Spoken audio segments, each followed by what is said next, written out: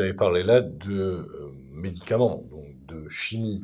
Je sais aussi que vous êtes un spécialiste des lipides dans la schizophrénie. Pourriez-vous nous en dire quelques mots, s'il vous plaît? Oui, en fait, comme on le voit, la manière que j'ai de décrire les choses, c'est une manière qui met en évidence le cerveau comme un organe cybernétique, c'est-à-dire un organe où il y a, quand une partie du cerveau travaille, les autres parties du cerveau s'ajustent. Pendant que je fais un jogging, mes aires motrices s'ajustent au mouvement, mais mes aires intellectuelles s'ajustent aussi. Ce qui fait que je ne peux pas apprendre par cœur un texte pendant que je suis en train de courir. Mais ça ne veut pas dire que je ne peux pas réfléchir. Donc ça veut dire que quand j'active une zone, les autres zones du cerveau s'activent elles aussi concomitamment. Et ces éléments permanents d'ajustement réciproque des zones du cerveau, qui sont reliés entre elles par ce qu'on appelle le connectome, tous les zones sont connectées les unes avec les autres, entraînent un fonctionnement synchronisé de l'ensemble du cerveau. Et cette synchronisation est extrêmement fine et nécessite beaucoup de systèmes d'équilibre, notamment des systèmes de fine-tuning, d'équilibre très fin de l'information à l'instant T. Une information, une fraction de seconde avant, une fraction de seconde après, ça ne veut pas dire pareil.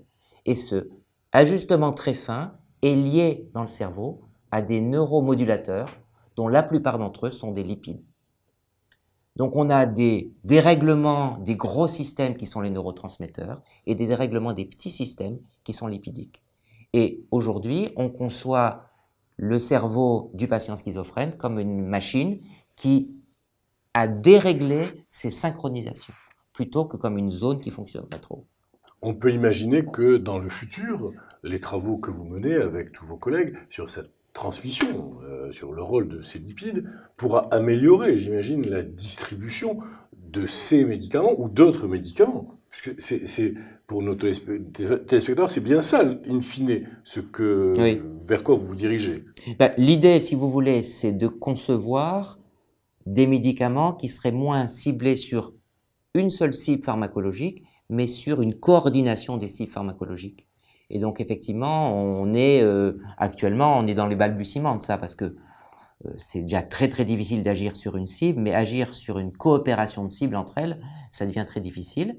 Mais il y a quand même pas mal de tentatives, notamment avec les stimulations magnétiques, parce qu'avec une stimulation magnétique, on peut activer une zone et désactiver une autre, et ce faisant, on change l'ensemble de l'équilibre du fonctionnement cérébral, au moins en termes d'activité électrique, ce qui est quand même beaucoup.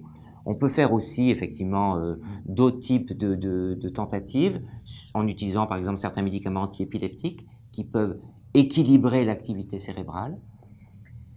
Et puis ça nous amène aussi à la question psychologique, parce que qu'est-ce que c'est que la psychologie, la psychothérapie? C'est une nouvelle manière d'expliquer la signalisation cérébrale.